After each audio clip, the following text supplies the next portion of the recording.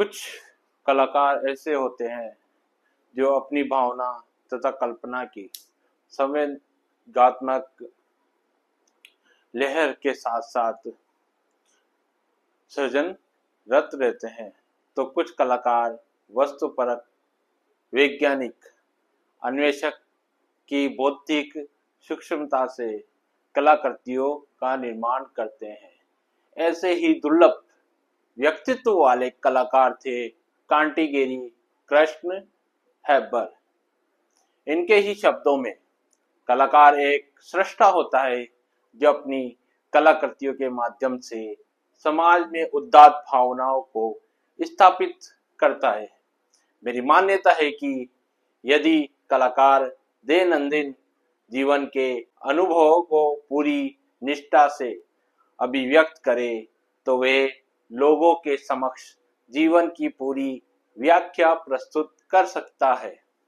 यदि एक भी कलाकृति को लोगों के द्वारा समझ लिया जाए तो वे समाज में क्रांति उत्पन्न कर सकती है। इस संवेदनशील कलाकार ने प्राय बचपन में ही महसूस किया कि वस्तुओं एवं प्रकृति को हूबहू चित्रित करना ही कला नहीं है, अपितु कला के लिए कल्पना तथा भाव प्रवणता की आवश्यकता है, जरूरत है। अतः उसी को विकसित करने की आकांक्षाओं के लिए आप 1933 में मुंबई आ गए। आपका जन्म और आपकी शिक्षा कर्नाटक के एक छोटे से गांव से कांटीगेरी में सन 1912 ईस्वी में जन्मे आपको बाल्यावस्था से ही अनेक कठिनाइयों व विषम परिस्थितियों से संघर्ष करना पड़ा, जिसमें नित्य वर्धमान भाव व कल्पना के साथ आपकी आस्था, आपके विचार, आपके दर्शन, निष्कर्ष निर्णयों में परिपक्वता प्राप्त की। किशोर अवस्था में राजा रवि वर्मा के चित्र सरस्वती की प्रतिकृति आपने अपने घर की दीवार पर उकेरी और यहीं से आपके चित्रकला सीखने का विश्वास जागृत हुआ या उत्पन्न हुआ और आप इस ओर आगे बढ़ते चले गए। एक बार आगे बढ़ने के पश्चात आपने कभी पीछे मुड़कर नहीं देखा। मैट्रिक पढ़ने के बाद आपने मैसूर के राजेंद्र तकनीकी स्कूल में कला की विधिवत शिक्षा ग्रहण की, लेकिन साथ साथ आपने मुगल व राजपूत चित्रों का भी अध्ययन किया। किसी एक वाद के तरीके से बंधकर आपने चलना नहीं सीखा, अपितु आप अलग अलग वाद जैसे प्रभाववाद, अभिव्यंजनावाद, उत्तर अभिव्यंजनावाद, भाववाद, इन सभी का आपने अध्ययन किया। आपने अपने में ही छटपटाते कलाकार को सदैव तरजीह दी, यानी अपने आप में जो आप में एक कलाकार था आंतरिक रूप से, उसको आपने हमेशा तरजीह दी। जीवन की बाहरी विरोधी विविधता में सृजन के भीतरी एकांत चिंतन को समेटते चलना आपका स्वभाव बन गया था। मुंबई आने के बाद जीवन यापन के लिए आपने फोटोग्राफर के यहाँ कुछ समय रिटचिंग आर्टिस्ट के रूप में कार्य या काम किया। यही दंडावती मठ में आपने चित्रकला का अभ्यास जारी रखा। रिटचिंग आर्टिस्ट जैसे कि किसी फोटो को या जो फोटोग्राफ्स है उनको उनमें चेंजिंग करना, उनको और अच्छा बनाने का प्रयास करना, उनमें कलर चेंजिंग करना, उनमें स्केच वगैरह, ये सारे आप उनमें कमियों को निकालना आप बताते थे, रीड चेकिंग आर्टिस्ट के तौर पर आप वहां कार्य करते थे। सन 1937 में आपने जे स्कूल ऑफ आर्ट से डिप्लोमा के अंतिम वर्ष में प्रवेश लिया। यानी आप दंडावती में मठ में आप चित्रकला का अभ्यास भी जारी रखा आपने, और 1937 में आपने जे स्कूल ऑफ आर्ट से डिप्लोमा के अंतिम वर्ष में प्रवेश लिया। सन 1939 के अंत में आप उसी संस्थान में अध्यापक नियुक्त हुए। प्रिंसिपल जेरार्ड का आपके निर्माणात्मक विकासशील जीवन पर अमिट प्रभाव पड़ा। अतः सन 1946 ईस्वी में भारत से प्रस्थान करने पर आपने स्वाश्रय व सतर्कता की भावना आ गई। आप अपनी भारतीय परंपरा व संस्कृति से हमेशा जुड़े रहे। आपकी कला में विश्व के विभिन्न कला आंदोलनों, वादों तथा सिद्धांतों के अनेक रस तत्व पनपे। आपने पूर्व व पश्चिम के सभी प्रभावों को ग्रहण किया, किंतु अभिव्यक्ति के स्तर पर आप अपनी परंपरा व संस्कृति से ही जुड़े रहे। सन 1940 के दशक में एक तरफ प्रभाववाद व आदि पश्चिमी कला जगत की शैलियों वे अपने ही देश की राजस्थानी व मुगल चित्रकला शैलियों से जूझते रहे। आप कुछ समय तक उत्तर प्रभाववाद से जुड़े रहे, लेकिन आप स्वभावतः एक भावप्रवण अन्वेषी कलाकार थे। आप धीरे धीरे अपना कला का जो स्तर विकसित किया था उसमें अन्वेषण, आकृति मूलकता व अमूर्तन अनवरत रहा। अभिव्यक्ति के लिए अपने आवश्यकता के अनुरूप कार्य किया। आपकी कृतियों में शांति, आनंद, आशा, मानवीय संवेदना तथा ऊर्जा का सहज प्रस्फुटन हुआ है। आपके चित्र प्रेक्षक को अत्यंत सरल, आत्मीय वे आकर्षक लगते हैं। आपके चित्र सहज मानवीयता से ओतप्रोत है। आपकी शैली में नूतन प्रतीक विधान, नियोजन, रेखाओं की शांत भाव विभोरता में एक नए सृजन वे कल्पना का नूतन आग्रह स्पष्ट लक्षित होता है। आप किसी सैद्धांतिक आग्रह को लेकर नहीं चले, किंतु पश्चिम की नकल करने के आप सर्वदा विरुद्ध रहे। आपने कहा, हमारी जो महान सांस्कृतिक विरासत रही है उसे छोड़कर हमें पश्चिम का अंधानुकरण नहीं करना चाहिए। हमें स्वयं को स्कूलों व वादों से निकलकर व्यक्तिकता का निर्माण करना चाहिए। आपने अपने कलात्मक अनुभव को विकसित करने के लिए अजंता, एलोरा व कार्ली की गुफाओं को देखा व अध्ययन किया। इसके अलावा सन 1900 व 1953 में आपने 2 बार फ्रांस, रूस, पोलैंड आदि देशों की यात्रा की। वहां की लगभग सभी कला दीर्घाओं एवं संग्रहालयों को, नए पुराने कलाकारों के काम को आपने देखा और परखा। विभिन्न वादों का अध्ययन किया, किंतु अपने सर्जन में भारतीय जीवन के विभिन्न पहलुओं को प्रस्तुत करना आपने अधिक उचित समझा। भारतीय जीवन के विभिन्न पहलुओं को प्रस्तुत करने के साथ साथ आपने ऐसे कलाकार भी थे आप जो परंपरागत ढंग की पश्चिम में निष्णात होते हुए भी छद्म रूढ़िवादिताओं को की छाप से सर्वथा आप आजाद रहे, मुक्त रहे। यद्यपि आप में गैर यथार्थवादी रूपाकारों से मोह रहा, लेकिन आप अमूर्तवादी न थे। 1960 ईस्वी में आपके चित्रों की all India fine art and craft society new Delhi की कला दीर्घाओं में प्रदर्शनी आयोजित की गई। इस प्रदर्शनी के चित्रों में आपने नए दृष्टिकोण से परिपूर्ण चित्र प्रदर्शित किए। आप सतत अपनी शैली के निजीपन को प्राप्त करने के लिए प्रयत्नशील रहे। आप भारतीय लोक कला संस्कृति व चिंतन के अध्येता थे।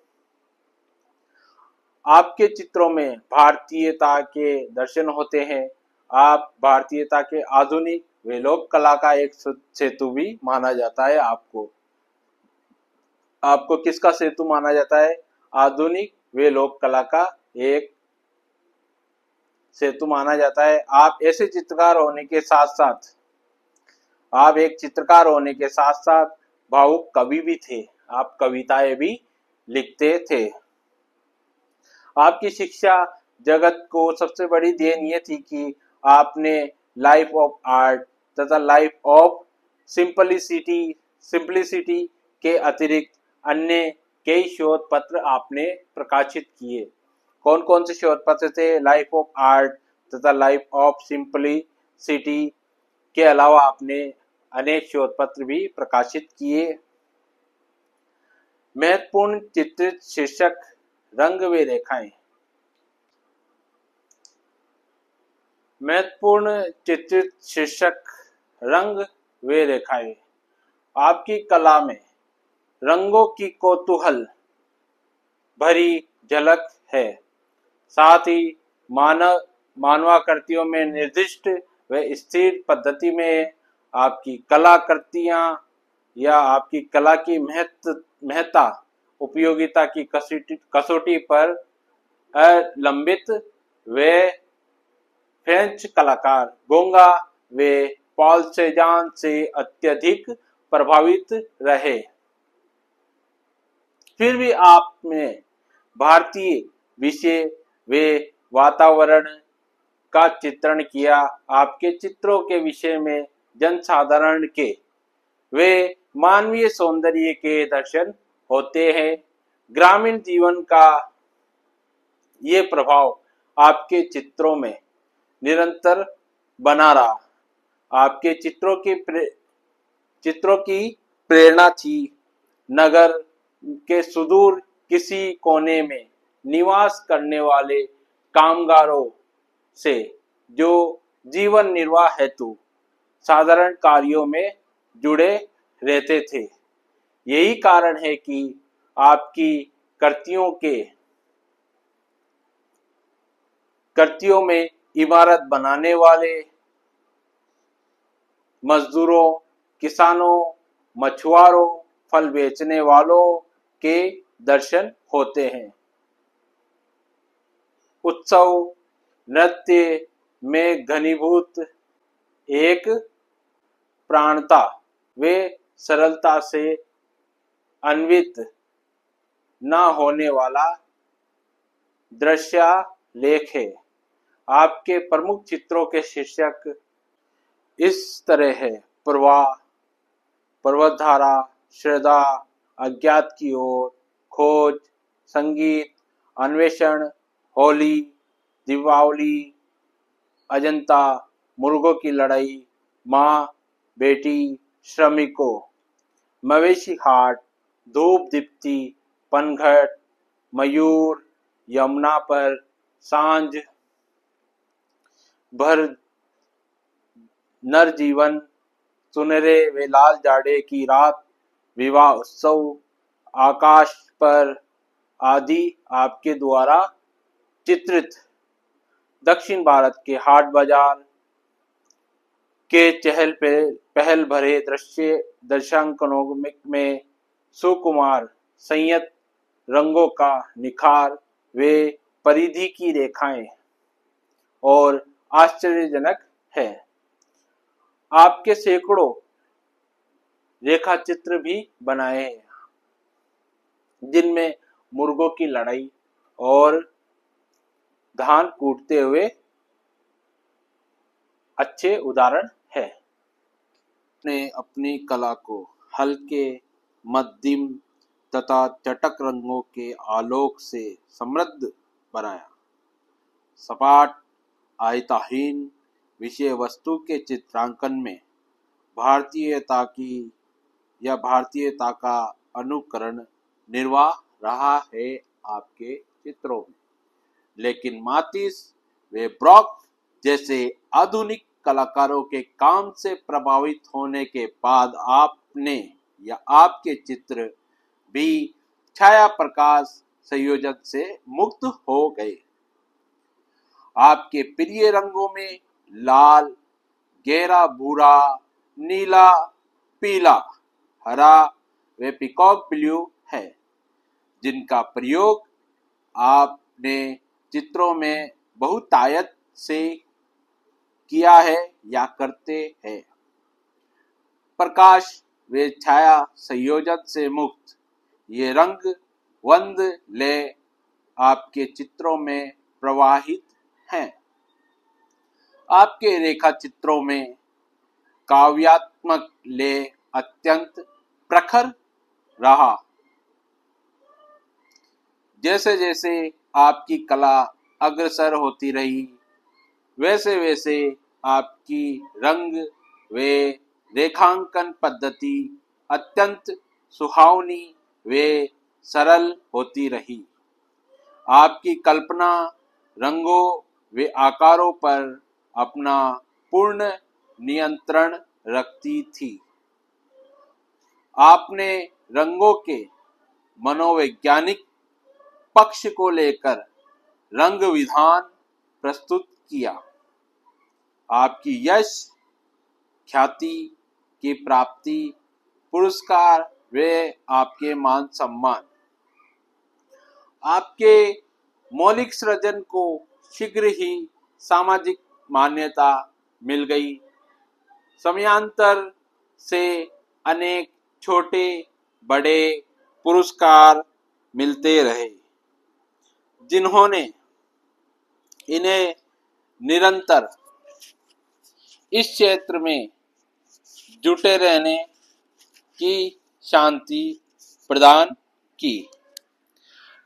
सन 1941 में कलकत्ता की ललित कला अकादमी का स्वर्ण पदक, सन 1947 में मुंबई आर्ट सोसाइटी का स्वर्ण पदक तथा भारत आजाद या स्वतंत्र होने के बाद केंद्र सरकार की ओर से प्राप्त सम्मान वे 25,000 रुपये राशि आदि पुरस्कारों ने आपका उत्साह बढ़ाया। इसके अलावा सन 1955 में राष्ट्रीय ललित कला अकादमी नई दिल्ली द्वारा भी पुरस्कार मिला। राष्ट्रीय ललित कला अकादमी ने इन रेखा चित्रों पर एल्बम तथा आपके व्यक्तित्व व कृतित्व पर एक मोनोग्राफ भी प्रकाशित किया। सन 1945 ईस्वी में व सन 1949 ईस्वी में आपने मुंबई में अपनी विशिष्ट कला प्रदर्शनियां आयोजित की। आधुनिक कला का प्रतिनिधित्व करने वाले पेरिस के कला संग्रहालय में साधु नामक अपनी कलाकृति को प्रदर्शित किया, जिससे वहां के लोग अत्यंत प्रभावित हुए। वे उन्हें एशिया की महान कला परंपरा का संवाहक घोषित किया। 1951 ईस्वी में पेरिस की एक कला प्रदर्शनी में भाग लिया, जहां पिकासो, रोजर, लेजेर आदि महान कलाकारों से आपकी भेंट हुई। यूरोप के अन्य देशों में भी आपकी कला की प्रशंसा हुई। तो ये थे हमारे श्रीमान चित्रकार के हैबर। श्रीमान के हैबर के द्वारा बनाए गए जो चित्र हैं, भिखारी, फल बेचने वाले, भारतीय नृत्य, माँ और बेटी, साधु, श्रमिक, अज्ञात की ओर, festival in a slum, flood, प्रवाह, पर्वतधारा, ड्रॉट, मुर्गे की लड़ाई, सुनहरे वे लाल जाड़े की रात, धान कूटते हुए, आकाश पर, टाइल फैक्ट्री, ब्रज, होली, सांझ, श्रीनगर, नर जीवन, मवेशी हाट, धूप दीप्ति। के बर जो कि आपके महत्वपूर्ण आपकी जो संक्षिप्त परिचय है उसमें आपने अपने जो कथन कहे हैं, कलाकार एक सृष्टा होता है जो अपनी कलाकृति के माध्यम से समाज में उदात्त भावना का जो भी आपने कहा उसके बारे में मैंने पढ़ाया। दूसरा है आपका जन्म और आपकी शिक्षा। आपका जन्म कहाँ हुआ? कांटीगिरी में 1912 में हुआ। आपको जो जो कठिनाइयां हुई, आपकी विषम परिस्थितियों में आपको संघर्ष करना पड़ा, उसके बारे में मैंने आपको पढ़ाया आपके बारे में पढ़ाया है। आस्था, विचार, दर्शन, निष्कर्ष, निर्णय जिसके बारे में आपकी परिपक्वता थी, जिसके बाद आप की जो परंपरा है वे संस्कृति से हमेशा जुड़े रहे। आपने पश्चिम का अनुसरण नहीं किया, आप हमेशा पश्चिमी कला का विरोध किया है और आप किसी भी एक वाद में नहीं बंधे रहे। ये इसके बारे में आपको संक्षिप्त बताया मैंने, परंपरा व संस्कृति।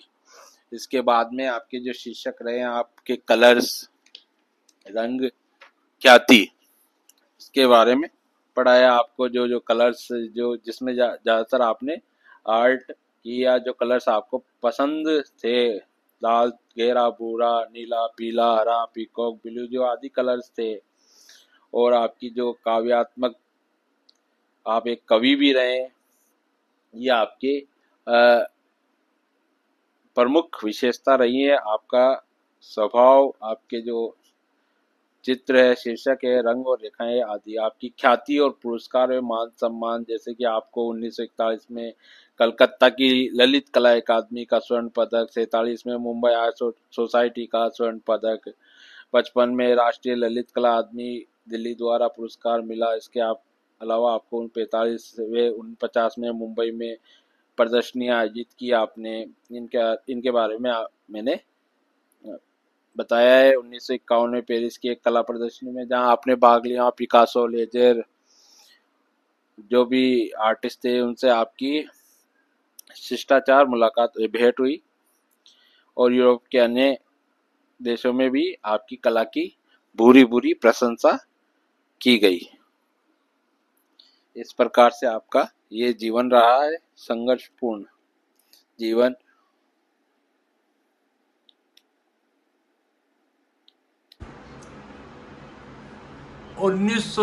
में ईस्वी में आपका स्वर्गवास हो जाता है।